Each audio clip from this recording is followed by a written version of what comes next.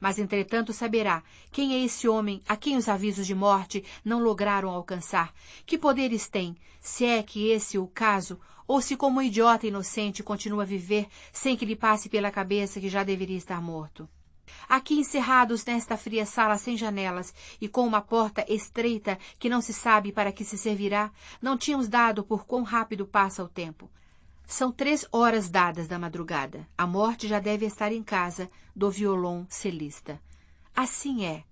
Uma das coisas que sempre mais fatigam a morte é o esforço que tem de fazer sobre si mesma quando não quer ver tudo aquilo que em todos os lugares, simultaneamente, se lhe apresenta diante dos olhos. Também neste particular se parece muito a Deus. Vejamos. Embora, em realidade, o fato não se inclua entre os dados verificáveis da experiência sensorial humana, fomos habituados a crer, desde crianças, que Deus e a morte, essas eminências supremas, estão ao mesmo tempo em toda a parte, isto é, são onipresentes. Palavra, como tantas outras, mestiça de latim e grego.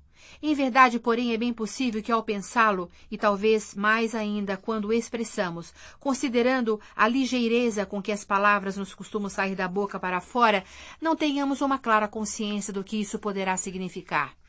É fácil dizer que Deus está em toda parte e que a morte em toda a parte está, mas, pelos vistos, não reparamos que se realmente estão em toda a parte, então, por força em todas as infinitas partes em que se encontrem, em toda a parte vem tudo quanto lá houver para ver. De Deus, que por obrigações de cargo está ao mesmo tempo no universo todo, porque de outro modo não teria qualquer sentido havê-lo criado. Seria uma ridícula pretensão esperar que mostrasse o interesse especial pelo que acontece no pequeno planeta Terra, o qual, aliás, e isso talvez a ninguém tenha ocorrido, é por ele conhecido sob um nome completamente diferente, mas a morte está morte, que, como já havíamos dito páginas atrás, está adstrita à espécie humana com caráter de exclusividade, não nos tira os olhos de cima nem por um minuto, a tal ponto que até mesmo aqueles que por enquanto ainda não vão morrer, sentem que constantemente o seu olhar os persegue. Por aqui se poderá ter uma ideia do esforço hercúleo que a morte foi obrigada a fazer nas raras vezes em que, por esta ou aquela razão, ao longo da nossa história comum, necessitou rebaixar a sua capacidade perceptiva à altura dos seres humanos, isto é, ver cada coisa de sua vez, estar em cada momento em um só lugar. No caso concreto que hoje nos ocupa, não é outra a explicação de por que ainda não conseguiu passar da entrada da casa do violoncellista. A cada passo que vai dando, se lhe chamamos passo, é apenas para ajudar a imaginação de quem nos leia. Não porque ela efetivamente se movimente como se dispusesse de pernas e pés. A morte tem de pelejar muito para reprimir a tendência expansiva que é inerente à sua natureza, a qual, se deixada em liberdade, faria logo instalar e dispersar-se no espaço a precária e instável unidade que é a sua, com tanto custo agregada. A distribuição das divisões do apartamento onde vive o violoncellista que não recebeu a carta de cor violeta pertence ao tipo econômico remediado, portanto, mais própria de um pequeno burguês sem horizontes que de um discípulo de Euterpe. Entra-se por um corredor onde no escuro mal se distinguiram 5 portas, uma ao fundo que, para não termos de voltar ao assunto, fica já dito que dá acesso ao quarto de banho e 2 de cada lado. A primeira, à mão esquerda, por onde a morte decide começar a inspeção, abre para uma pequena sala de jantar com sinais de ser pouco usada, a qual, por sua vez, comunica com uma cozinha ainda mais pequena, equipada com o essencial. Por aí se sai novamente ao corredor, mesmo em frente de uma porta em que a morte não necessitou tocar para saber que se encontra fora de serviço, isto é, nem abre, nem fecha, modo de dizer contrário à simples demonstração, pois uma porta da qual se diz que não abre nem fecha é unicamente uma porta fechada, que não se pode abrir, ou, como também é costume dizer-se, uma porta que foi condenada. Claro que a morte poderia atravessá-la, e ao mais que por trás dela estivesse, mas se lhe havia custado tanto trabalho a agregar-se e definir-se, embora continue invisível a olhos vulgares, numa forma mais ou menos humana, se bem que, como dissemos antes, não ao ponto de ter pernas e pés, não foi para correr agora o risco de se relaxar e dispersar no interior da madeira de uma porta ou de um armário com roupa que seguramente estará do outro lado. A morte seguiu, pois, pelo corredor até a primeira porta à direita de quem entra e por aí passou à sala de música, que outro nome não se vê que deva ser dado à divisão de uma casa onde se encontra um piano aberto e um violoncelo, um atril com as 3 peças da fantasia, opus 73 de Robert Schumann, conforme a morte pode ler graças a um candeeiro de iluminação pública, cuja esmaecida luz alaranjada entrava pelas 2 janelas e também algumas pilhas de cadernos aqui e ali, sem esquecer as altas estantes de livros, onde a literatura tem todo o ar de conviver com a música na mais perfeita harmonia, que hoje é a ciência dos acordes, depois de ter sido a filha de Ares e Afrodite. A morte afagou as cordas do violoncelo, passou suavemente as pontas dos dedos pelas teclas do piano, mas só ela podia ter distinguido o som dos instrumentos, um longo e grave queixume, primeiro um breve gorjeio de pássaro, depois, ambos inaudíveis para ouvidos humanos, mas claros e precisos para quem desde há tanto tempo tinha aprendido a interpretar o sentido dos suspiros. Ali no quarto ao lado, será onde o homem dorme. A porta está aberta, a penumbra, não obstante ser mais profunda que a da sala de música, deixa ver uma cama e o vulto de alguém deitado. A morte avança, cruza o umbral, mas detém-se indecisa ao sentir a presença de 2 seres vivos no quarto. Faixa 3. Conhecedora de certos fatos da vida, embora, como é natural, não por experiência própria, a morte pensou que o homem tivesse companhia, que a seu lado estaria dormindo outra pessoa, alguém a quem ela ainda não havia enviado a carta de cor violeta, mas que nesta casa partilhava o conchego dos mesmos lençóis e o calor da mesma manta. Aproximou-se mais, quase a roçar, se tal coisa não se pode dizer à mesa de cabeceira, e viu que o homem estava só. Porém, do outro lado da cama, enroscado sobre o tapete como um novelo, dormia um cão mediano de tamanho, de pelo escuro, provavelmente negro. Ao menos que se lembrasse, foi esta a primeira vez que a morte se surpreendeu a pensar que, não servindo ela senão para a morte de seres humanos, aquele animal se encontrava fora do alcance da sua simbólica gadanha, que o seu poder não poderia tocar-lhe nem sequer ao de leve, e por isso aquele cão adormecido também se tornaria imortal. Logo, se haveria de ver por quanto tempo, se a sua própria morte, a outra, a que se encarrega dos outros seres vivos, animais e vegetais, se ausentasse como esta o tinha feito, e, portanto, alguém tivesse um bom motivo para escrever no limiar de outro livro. No dia seguinte, nenhum cão morreu. O homem moveu-se, talvez sonhasse, talvez continuasse a tocar as 3 peças de Schumann e lhe tivesse saído uma nota falsa. Um violoncelo não é como um piano. O piano tem as notas sempre nos mesmos sítios, debaixo de cada tecla, ao passo que o violoncelo as dispersa a todo o comprido das cordas. É preciso ir lá, buscá-las, fixá-las, acertar no ponto exato, mover o arco com a justa inclinação e com a justa pressão. Nada mais fácil, por conseguinte, que errar 1 ou 2 notas quando se está a dormir. A morte inclinou-se para a frente para ver melhor a cara do homem, e nesse momento passou-lhe pela cabeça uma ideia absolutamente genial.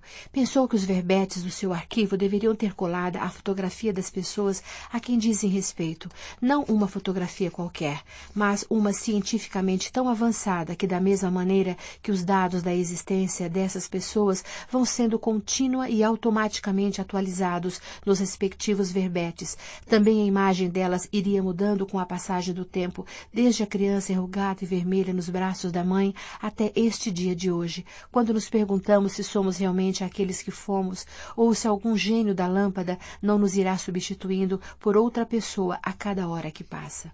O homem tornou a mover-se, parece que vai despertar, mas não. A respiração retomou a cadência normal, as mesmas 13 vezes por minuto. A mão esquerda repousa-lhe sobre o coração, como se estivesse à escuta das pulsações, uma nota aberta para a diástole, uma nota fechada para a sístole, enquanto a mão direita, com a palma para cima e os dedos ligeiramente curvados, parece estar à espera de que outra mão venha cruzar-se nela. O homem mostra um ar de mais velho que os 50 anos que já cumpriu, talvez não mais velho, apenas estará cansado e porventura triste, mas isso só o poderemos saber quando abrir os olhos. Não tem os cabelos todos, e muitos dos que ainda lhe restam já estão brancos. É um homem qualquer, nem feio nem bonito.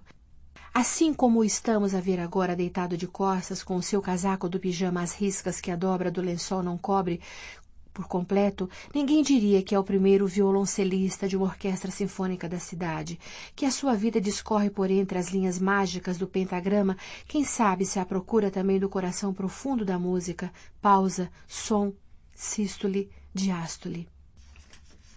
Ainda ressentida pela falha nos sistemas de comunicação do Estado, mas sem a irritação que experimentava quando para aqui vinha, a morte olha a cara adormecida e pensa vagamente que este homem já deveria estar morto, que este brando respirar, inspirando, expirando, já deveria ter cessado, que o coração que a mão esquerda protege já teria de estar parado e vazio, suspenso para sempre na última contração.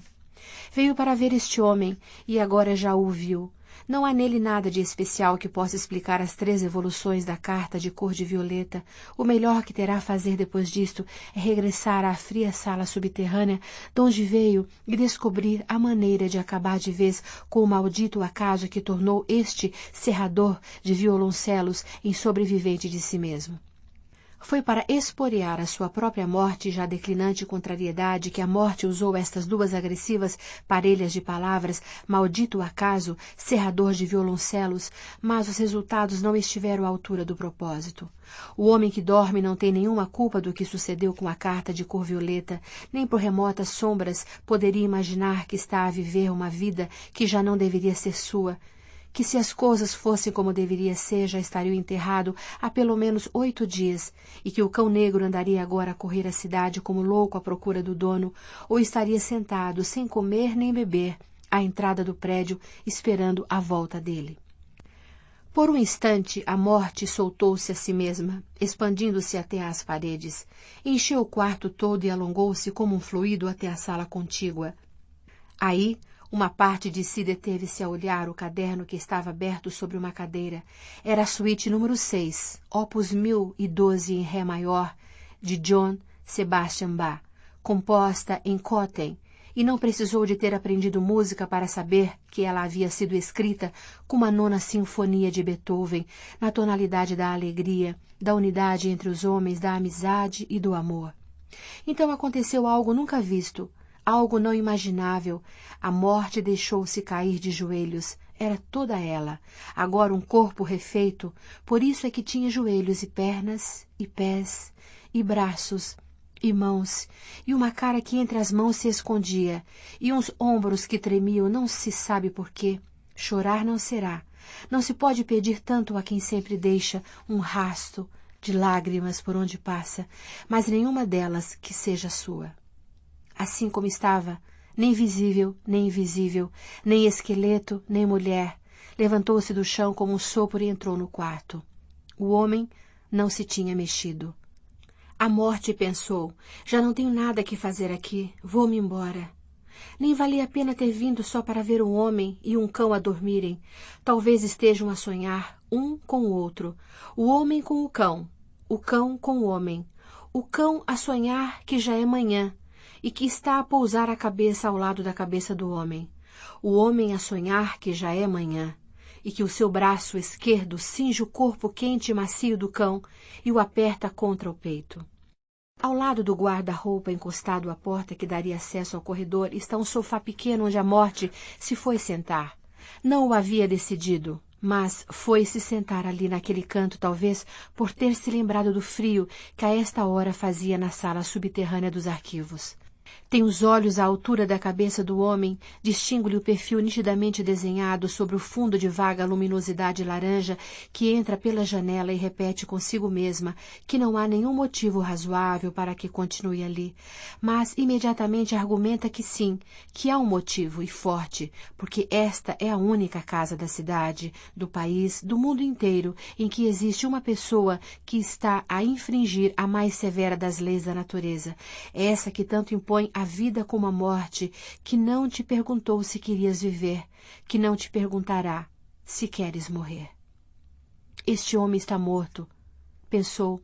Todo aquele que tiver de morrer já vem morto de antes. Só precisa que eu o empurre de leve com o polegar ou lhe mande a carta de cor violeta, que não se pode recusar. Este homem não está morto, pensou. Despertará daqui a poucas horas.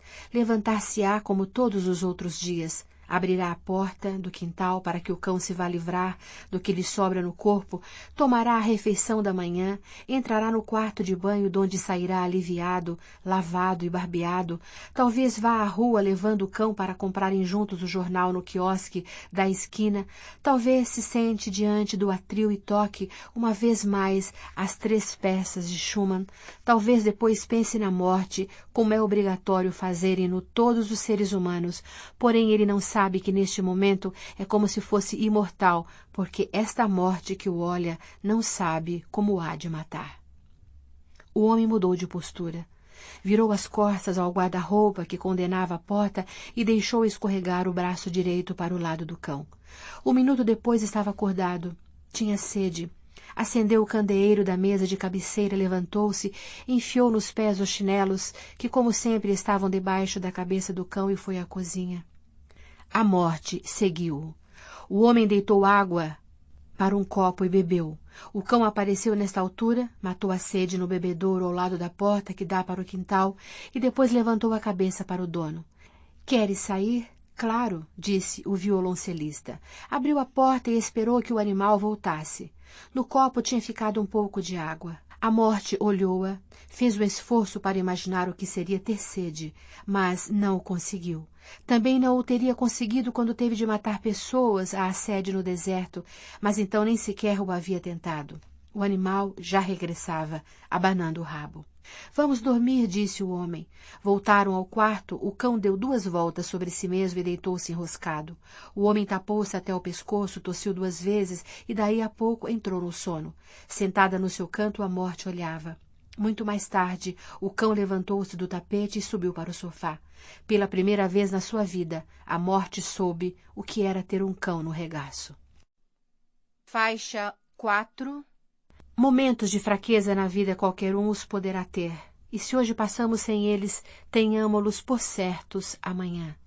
Assim como por detrás da bronzeia couraça de Aquiles se viu que pulsava um coração sentimental, bastará que recordemos a dor de cotovelo padecida pelo herói durante 10 anos, depois de que Agamenon lhe tivesse roubado a sua bem-amada, a cativa Briseida, e logo aquela terrível cólera que o fez voltar à guerra gritando em voz estentória contra os troianos, quando o seu amigo Patroclo foi morto por Heitor, também na mais impenetrável de todas as armaduras, até hoje forjadas e com promessa de que assim irá continuar até a definitiva consumação dos séculos, ao esqueleto da morte, nos referimos, há sempre a possibilidade de que um dia venha a insinuar-se na sua medonha carcaça, assim como quem não quer a coisa, um suave acorde de violoncelo, um ingênuo trilo de piano ou apenas que a visão de um caderno de música aberto sobre uma cadeira te faça lembrar aquilo em que te recusas a pensar, que não havias vivido e que faças o que fizeres, não poderás viver nunca salvo se. Tinhas observado com fria atenção o violoncelista adormecido, esse homem a quem não conseguiste matar, porque só pudeste chegar a ele quando já era demasiado tarde. Tinhas visto o cão enroscado no tapete e nem sequer a este animal te seria permitido tocar, porque tu não és a sua morte. E na tépida penumbra do quarto, esses 2 seres vivos que, rendidos ao sono, te ignoravam, só serviram para aumentar a tua consciência o peso do malogro. Tu que te havias habituado a poder o que ninguém mais pode, vias-te ali impotente de mãos e pés atados com a tua licença para matar 7 sem validez nesta casa, nunca, desde que és morte, reconheça-o, havia sido a este ponto humilhada. Foi então que saíste do quarto para a sala de música? Foi então que te ajoelhaste diante da suíte número 6 para violoncelo de John Sebastian Bach e fizeste com os ombros aqueles movimentos rápidos que nos seres humanos costumam acompanhar o choro convulsivo? Foi então, com os teus duros joelhos fincados no duro soalho, que a tua exasperação de repente se esvaiu como a imponderável névoa em que às vezes se transforma quando não queres ser de todo invisível? Voltaste ao quarto. Seguiste o violoncelista quando ele foi à cozinha beber água e abrir a porta ao cão. Primeiro tinha-lo visto deitado e a dormir. Agora via-lo acordado e de pé. Talvez devido a uma ilusão de óptica causada pelas riscas verticais do pijama, parecia muito mais alto que tu. Mas não podia ser. Foi só um engano dos olhos, uma distorção da perspectiva. Está aí a lógica dos fatos para nos dizer que a maior és tu, morte, maior que tudo, maior que todos nós. Ou talvez nem sempre o sejas. Talvez as coisas que sucedem no mundo se expliquem pela ocasião. Por exemplo, o luar deslumbrante que o músico recorda da sua infância teria passado em vão se ele estivesse a dormir. Sim, a ocasião, porque tu já eras outra vez uma pequena morte, quando regressaste ao quarto e te foste sentar no sofá, e mais pequena ainda te fizeste quando o cão se levantou do tapete e subiu para o teu regaço, que parecia de menina, e então tiveste um pensamento dos mais bonitos pensamentos, que não era justo que a morte, não tu, a outra, viesse um dia apagar o brasido suave daquele macio calor animal. Assim o pensaste. Quem diria, tu, que estás tão habituada aos frios ártico e antártico, que fazem na sala em que te encontras neste momento e aonde a voz do teu omisso dever te chamou, o de matar aquele homem a quem dormindo parecia desenhar-lhe na cara o rito amargo de quem em toda a sua vida nunca havia tido uma companheira realmente humana na cama, que fez um acordo com seu cão para que cada um sonhe com o outro, o cão com o homem com o cão, que se levanta de noite com o seu pijama às riscas para ir à cozinha matar a sede. Claro que seria mais cômodo levar um copo de água para o quarto quando se fosse deitar, mas não o faz. Prefere o seu pequeno passeio noturno pelo corredor até a cozinha, no meio da paz e do silêncio da noite, com o cão que sempre vai atrás dele, e às vezes pede para ir ao quintal, outras vezes não. Este homem tem de morrer, dizes tu. A morte é novamente um esqueleto envolvido numa mortalha, com o capuz meio descaído para a frente, de modo a que o pior da caveira lhe fique tapado. Mas não valia a pena tanto cuidado. Se essa foi a preocupação, porque aqui não há ninguém para se assustar com o macabro espetáculo, tanto mais que à vista só aparecem os extremos dos ossos das mãos e dos pés, estes descansando nas lajes do chão, cuja gélida frialdade não sentem, aquelas folheando como se fosse um raspador, as páginas do volume completo das ordenações históricas da morte, desde o primeiro de todos os regulamentos, aquele que foi escrito com uma só e simples palavra: matarás, até às adendas e aos apêndices mais recentes, em que todos os modos e variantes do morrer, até agora conhecidos, se encontram compilados, e deles se pode dizer que nunca a lista se esgota. A morte não se surpreendeu com o resultado negativo da consulta. Na verdade, seria incongruente, mas sobretudo seria supérfluo que num livro em que se determina para todo e qualquer representante da espécie humana um ponto final, um remate, uma condenação, a morte aparecessem palavras como vida e viver, como vivo e viverei. Ali só há lugar para a morte. Nunca para falar de hipóteses absurdas como ter alguém conseguido escapar a ela. Isso nunca se viu. Porventura, procurando bem, fosse possível encontrar ainda mais uma vez só, o tempo verbal. Eu vivi numa desnecessária nota de rodapé, mas tal diligência nunca foi seriamente tentada, o que leva a concluir que há mais do que fortes razões para que nem ao menos o fato de ter vivido mereça ser mencionado no livro da morte. É que o outro nome do livro da morte, convém que saibamos, é livro do nada. O esqueleto arredou o regulamento para o lado e levantou-se. Deu, como é seu costume quando necessita penetrar no âmago de uma questão, 2 voltas à sala. Depois abriu a gaveta do ficheiro onde se encontrava o verbete do violoncelista e retirou-o.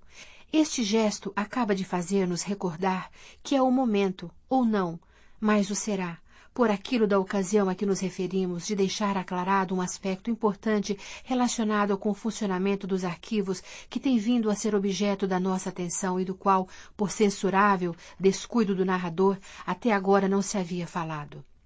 Em primeiro lugar, e ao contrário do que talvez se tivesse imaginado, os 10 milhões de verbetes que se encontram arrumados nessas gavetas não foram preenchidos pela morte, não foram escritos por ela. Não faltaria mais a morte é a morte, não uma escriturária qualquer. Os verbetes aparecem nos seus lugares, isto é, alfabeticamente arquivados, no instante exato em que as pessoas nascem e desaparecem no exato instante em que elas morrem. Antes da invenção das cartas de cor violeta, a morte não se dava nem ao trabalho de abrir as gavetas, a entrada e saída de verbetes sempre se fez sem confusões, sem atropelos. Não há memória de se terem produzido cenas tão deploráveis como seriam uns a dizer que não queriam nascer e outros a protestar que não queriam morrer. Os verbetes das pessoas que morrem vão, sem que ninguém os leve, para uma sala que se encontra por baixo desta, ou melhor, tomam o seu lugar numa das salas que subterraneamente se vão sucedendo em níveis cada vez mais profundos e que já estão a caminho do centro ígneo da Terra, onde toda essa papelada algum dia acabará por arder. Aqui, na Sala da Morte e da Gadanha, seria impossível estabelecer um critério parecido com o que foi adoptado por aquele conservador de registro civil que decidiu reunir num só arquivo os nomes e os papéis, todos eles dos vivos e dos mortos, que tinham a sua guarda, alegando que só juntos podiam representar a humanidade como ela deveria ser entendida. Um todo absoluto, independentemente do tempo e dos lugares, e que tê-los mantido separados havia sido um atentado contra o espírito. Esta é a enorme diferença existente entre a morte daqui e aquele sensato conservador dos papéis da vida e da morte, ao passo que ela faz gala de desprezar olimpicamente os que morreram. Recordemos a cruel frase, tantas vezes repetida, que diz o passado: passado está. Ele, em compensação, graças ao que na linguagem corrente chamamos consciência histórica, é de opinião que os vivos não deveriam nunca ser separados dos mortos, e que, no caso contrário, não só os mortos ficariam para sempre mortos, como também os vivos só por metade viveriam a sua vida, ainda que ela fosse mais longa que a de Matusalém, sobre quem há dúvidas de que morreu aos 969 anos, como diz o Antigo Testamento masorético, ou aos 720, como afirma o Pentateuco samaritano. Certamente nem toda a gente estará de acordo com a usada proposta arquivística do conservador de todos os nomes havidos e por haver, mas, pelo que possa vir a valer no futuro, aqui a deixaremos consignada. Faixa 5.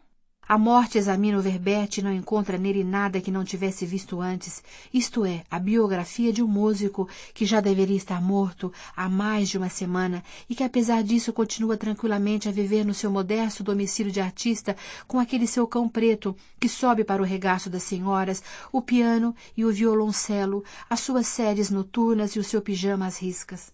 Tem de haver um meio de resolver este bico de obra, pensou.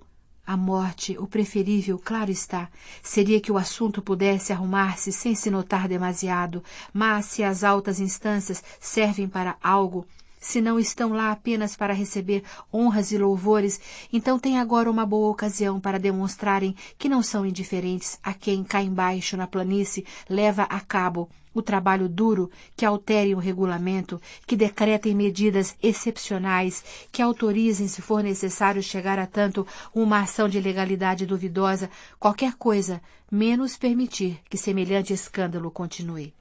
O curioso do caso é que a morte não tem nenhuma ideia de quem seja. Em concreto, as tais altas instâncias que supostamente lhe devem resolver o dito bico de obra. É verdade que numa de suas cartas publicadas na imprensa, salvo erro a segunda, ela se havia referido a uma morte universal, que faria desaparecer não se sabia quando todas as manifestações de vida do universo até o último micróbio, mas isso além de tratar-se de uma obviedade filosófica, porque nada pode durar sempre, nem sequer a morte, resultava em termos práticos de uma dedução de senso comum que desde há muito circulava entre as mortes setoriais, embora lhe faltasse a confirmação de um conhecimento avalizado pelo exame e pela experiência. Já muito faziam elas em conservar a crença numa morte geral que até hoje ainda não havia dado nenhum mais simples indício do seu imaginário poder. Nós, as sectoriais, pensou a morte, somos as que realmente trabalhamos a sério, limpando o terreno de excrescências, e, na verdade, não me surpreenderia nada que, se o cosmo desaparecer, não seja em consequência de uma proclamação solene da morte universal, retumbando entre as galáxias e os buracos negros, mas sim com o derradeiro efeito da acumulação das mortezinhas particulares e pessoais que estão à nossa responsabilidade, uma a uma. Como se a galinha do provérbio, em lugar de encher o papo grão a grão, o fosse estupidamente esvaziando,